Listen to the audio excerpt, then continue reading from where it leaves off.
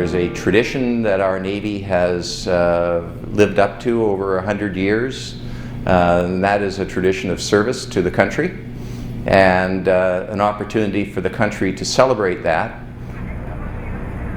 Hi, I'm Master Seaman Scott in Kandahar City. On behalf of all the sailors currently serving in Afghanistan, we would like to say how proud we are to represent the Navy, and we invite you to take part in the Navy's centennial celebrations across Canada. Our message to you is, Go Navy!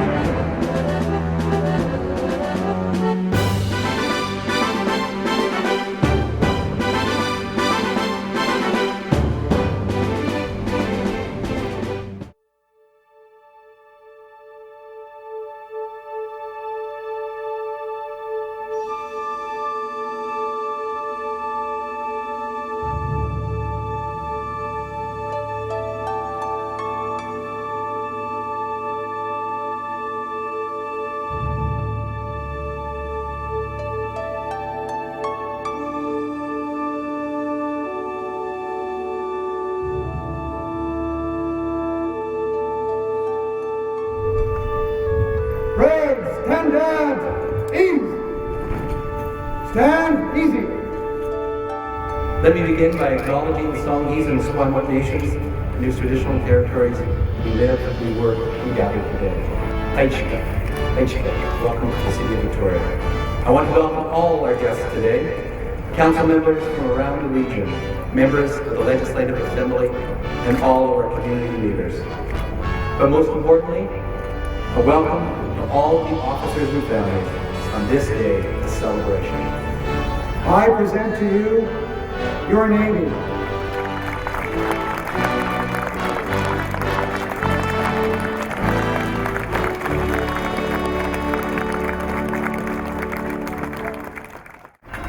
Today we are honored to exercise the freedom of the city of Victoria as we celebrate our 100th year of service to Canada and Canadians.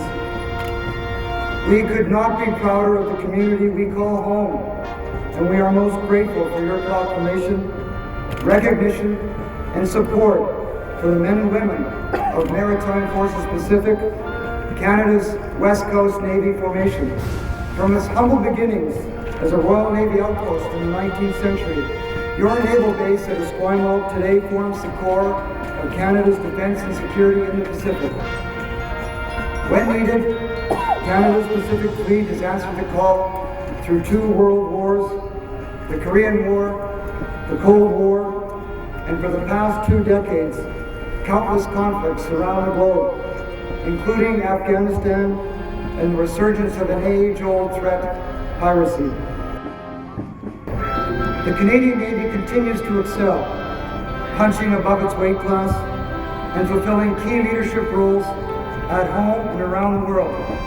It is our wish that you and all Canadians join us as we commemorate the past, celebrate today, and commit to the future. Your Navy has been and continues to be a great investment in a prosperous and safe Canada. Thank you, Victoria, for declaring today Navy Day. We shall exercise freedom of the city with utmost pride, saluting you with drums beating, flags flying, and bayonets fixed. Well done, or as we say in the Navy, bravo Zulu, to everyone who's made this day possible. We are proud to serve you and represent Canada on your behalf.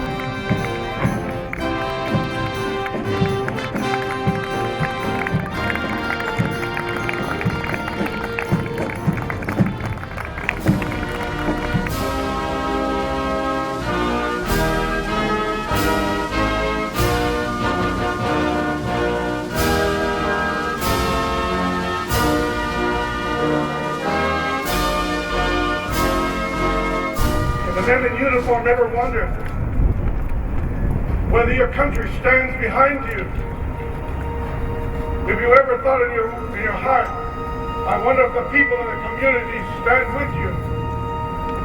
Today you've got your answer, ladies and gentlemen.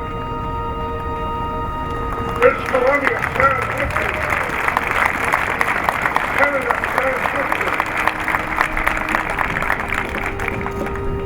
To see you marching in full dress uniform in this beautiful city, I felt like flying like the eagle. I recognize your rights to the freedom of the city, and for you to march through our city with drums beating, colors flying, and bayonets fixed. Today, the city is yours.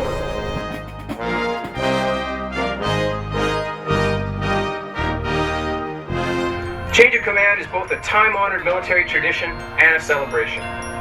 In a democracy, the profession of arms is unlike any other occupation.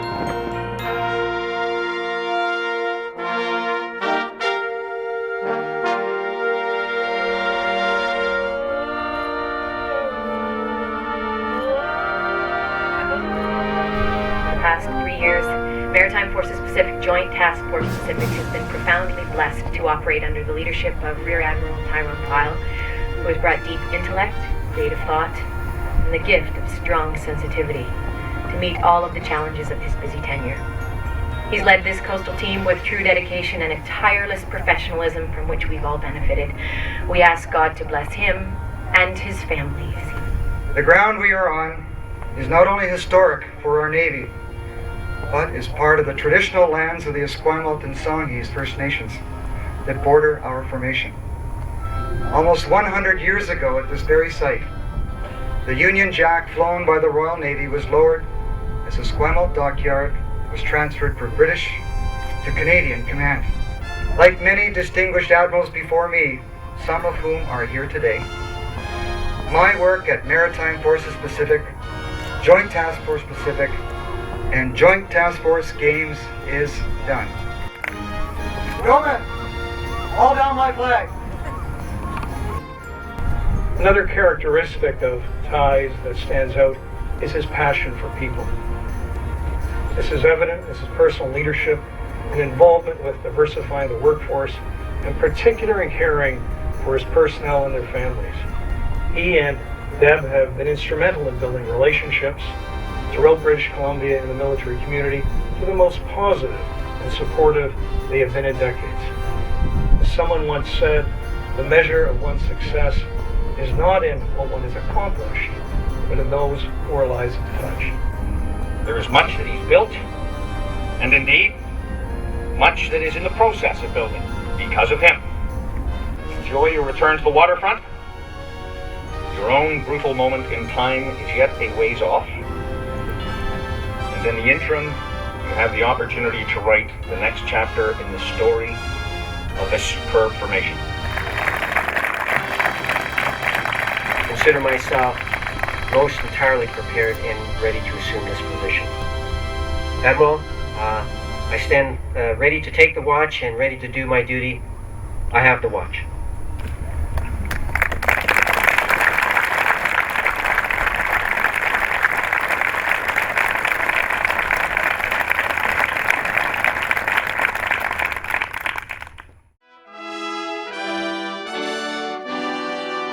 My naval career, of course, started towards the end of the war as an ordinary seaman in the RCNVR, at which time I did my training in Canada and did some time in a landing craft, or landing ship I should say, a frigate, and finally the cruiser Uganda. The war was over by the time I got out to the west coast from the east coast, and I volunteered to sweep mines in the North Sea. Eventually was promoted to commander and executive officer of Discovery, and then commanding officer. In my time as CO of Discovery was the National Regatta, which was held in Hamilton, I think it was 1973. Discovery won the event, having double the score of our closest rival out of 22, and I was the only commanding officer actually participating as a participant.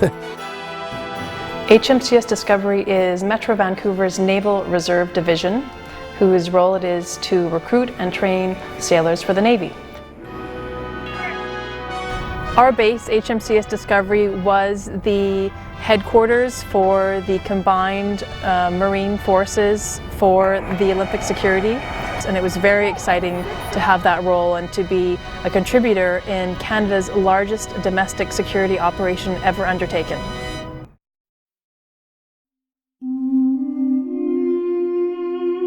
Well, I joined the Navy in 1940 and was taken on active service 1941. We'd hit a small mine going into the shore, and we were taking on water, considerable, and we had to stay there overnight to patch up so we could get back to sea again. And we were damaged on D-Day quite extensively, and I was very proud of my crew, how they repaired the damage and allowed us to go back to sea. I was a very lucky sailor in that I joined the Navy and took a training course, and immediately after the training course I went to sea, and my first sea voyage was a real experience. We sailed from St. John's, Newfoundland, and right into the teeth of a storm, and it was 13 days crossing the ocean, and I was seasick for the first 4 days, and then I sort of got acclimatized. Well, I actually joined the Navy in Regina in 1940, and I was quite young then. I'd never seen the ocean, but I had read a lot about it in geography at the university, and that's what I wanted to see.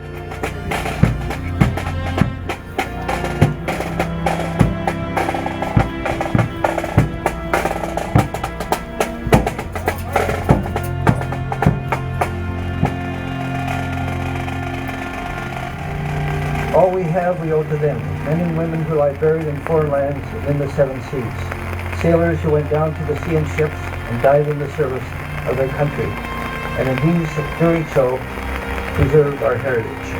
Amen.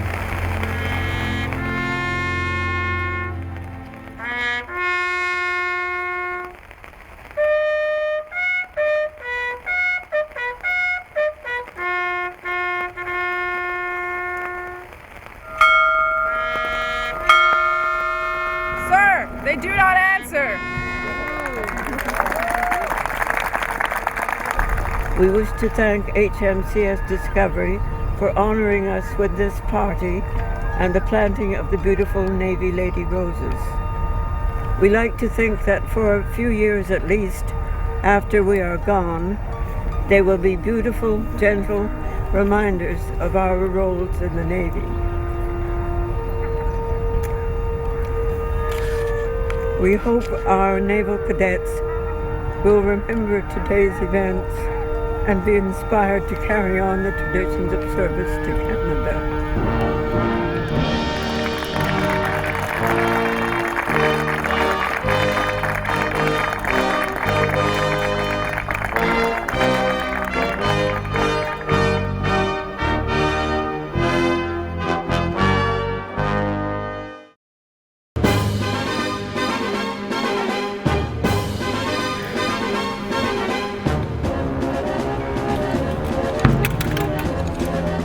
HMCS Discovery will march on to New Westminster City Hall in column of route.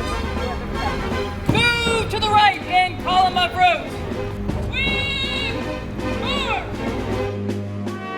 The last time freedom of the city was granted in New Westminster was in 1963, nearly 50 years ago. We, the Mayor, Council, and citizens of the city of New Westminster in the province of British Columbia, Canada, in recognition of the Canadian Navy's exemplary service to Canada during the last 100 years, do these presents confer upon you the freedom of the city, and thereby confer upon you the right, the privilege, the honor, and the distinction of marching through the streets of the city on all ceremonial occasions, with band playing, drums beating, flags flying, and bayonets fixed. In witness whereof, we have caused our corporate seal to be hereunder affixed this 3rd day of the month of October in the year 2010, conferred by the resolution of City Council on the 30th day of the month of August in the year 2010. I, Wayne Wright, Mayor of the City of New Westminster. Right hand! It is our wish that the citizens of New Westminster will embrace the theme of the Naval Centennial, which is to commemorate the past 100 years of naval service, to celebrate today's fleet and accomplishments, and to commit to the future of our Navy. Indeed, the need for a Navy has never been greater. We welcome you to New Westminster, the Royal City. You will always receive a warm welcome. And the show itself showcased a number of very well-known international bands, such as Royal Marine Band from Portsmouth in the UK, the US Marine Band from Hawaii, of course our own Canadian, the West Coast Navy Band, the Nathan Band that was here performing, and a lot of local talents, including our Vancouver Police Pipe Band, the Delta Police Pipe Band, the Veterans Band from the Vancouver area. Oh, they are such a wonderful crowd of veterans and some new members too, as well as the Ken Scott's Pipe Band. So there's a big collection of musicians, over 350 on parade performing at that tattoo.